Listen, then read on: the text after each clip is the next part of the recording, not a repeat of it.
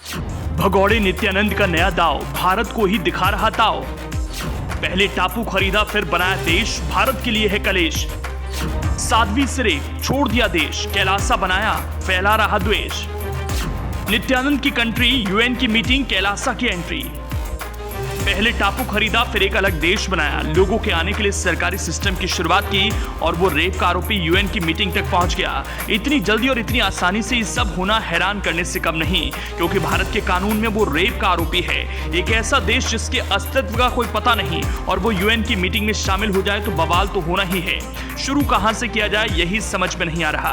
Rape के आरोपी ने पहले तो अपना खुद का देश बनाया और यूएन की मीटिंग में भी हिस्सा लेने लगा। इतना सब कुछ इतनी आसानी से कैसे? गुजरात में जिस पर रेप का आरोप लगा, जिसने देश छोड़ा और अपना खुद का देश बना लिया, ऐसी जगह जा पहुंचा जो विश्व भर के मैप पर ही नहीं है। लेकिन अब ये धीरे धीरे इतना आगे बढ़ गया है कि उसको यूएन की मीटिंग में भी हिस्सा मिल गया। बस इसी मुद्दे को लेकर दुनिया जितनी परेशान नहीं है उससे कहीं ज्यादा भारत परेशान है। दुनिया में ऐसा भी हो सकता है कि किसी ने नहीं सोचा होगा।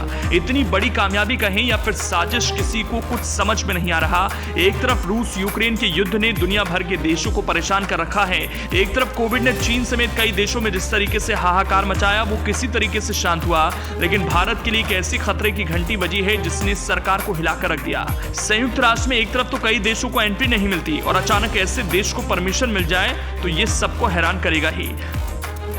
लेकिन ये बात किसी को समझ में नहीं आ रही कि भारत के लिए मुश्किलें कैसे हो सकती हैं। रेप का आरोपी और खुद को भगवान बताने वाला नित्यानंद अपने पैर कैसे पसारे जा रहा है। दुनिया के नक्शे में पहले तो काल्पनिक देश जगह ढूंढ अलग से देश बनाया जिसका नाम रखा कैलासा, लेकिन अब वो अपनी रणनीति को आगे की ओर ले जा रहा है। नित्यानंद ने ऐसी प्लानिंग बनाई है जो भारत के लिए मुश्किल खड़ी करने वाली है, क्योंकि वैश्विक कूटनीति स्तर पर एक ऐसी घटना हुई है जो किसी मजाक से कम नहीं।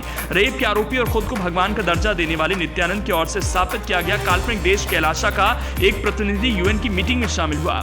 इस मीटिंग में भारत के खिलाफ जहर उगलने में कोई कसर नहीं छोड़ी गई। कैलासा के प्रतिनिधि ने कहा कि नित्यानंद हिंदू धर्म में सबसे सर्वोच्च गुरु हैं और उसे सताया जा रहा है।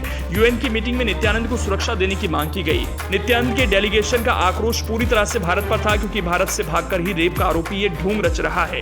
यूएन में ऐसा क्या हुआ जिसकी चर्चा है? चलिए एक नजर डालते हैं उस मुद्दे पर भी।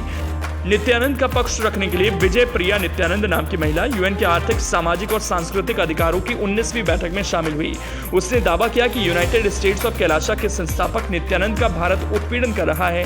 कैलासा को हिंदू धर्म का पहला संप्रभु राज्य बताते हुए विजय प्रिया ने राष्ट्रीय समुदाय से कहा कि वो कैलासा के 20 लाख हिंदू प्रवासियों और नित्यानंद का उत्पीड़न रोकें। अक्टूबर 2022 में ब्रिटेन के कंजर्वेटिव सांसदों को तब आलोचना झेलनी पड़ी जब उन्होंने नित्यानंद के समर्थकों को संसद में होने वाली दिवाली पार्टी में शामिल होने के लिए आमंत्रित किया। इंटरपोल ने नित्यानंद के लिए ब्लू कॉर्नर नोटिस जारी करने से इनकार किया। हालांकि काल्पनिक देश के प्रतिनिधि को इतने प्रतिष्ठित आयोजनों में शामिल होने देना कई सवाल खड़े करता है। लेकिन इन सब के बीच अब सवाल उठने लगे हैं कि पहले तो खुद का देश बनाया और अब यूएन की मीटिंग में भी पहुंचने वाला कैलासा के पीछे हाथ किसका है? आखिर इतनी जल्दी कैलासा को मान्यता कैसे दी गई? मान्यता दी भी गई या फिर नहीं? क्योंकि मीटिंग के दौरान कैलासा देश की ओर से कहा गया कि 150 देशों में उसने दूतावास और गैर सरकारी संगठन स्थापित किए। हालांकि अभी तक ये पता नहीं चल सका कि कैलासा को संयुक्त राष्ट्र ने मान्यता दी है या नहीं, और अगर मान्यता दी है तो नित्यानंद को काल्पनिक देश का राजा किस प्रक्रिया के तहत बनाया गया? यौन शोषण और रेप के मामले में आरोपी नित्यानंद एक बार फिर सुर्खियों में है। विवादित धर्मगुरु ने दक्षिण अमेरिका देश इक्वाडोर और त्रिनिदाद के पास एक टापू खरीदा था। उसने इस टापू को नया देश घोषित कर नाम दिया था जिसका नाम है कैलासा। नित्यानंद यौन उत्पीड़न के आरोप में एक भगोड़ा घोषित है। नवंबर 2019 में गुजरात पुलिस ने बताया था कि वो फरार हो चुका है। पुलिस उसके आश्रम में बच्चों के अपहरण से जुड़े आरोपों की जांच कर रही थी।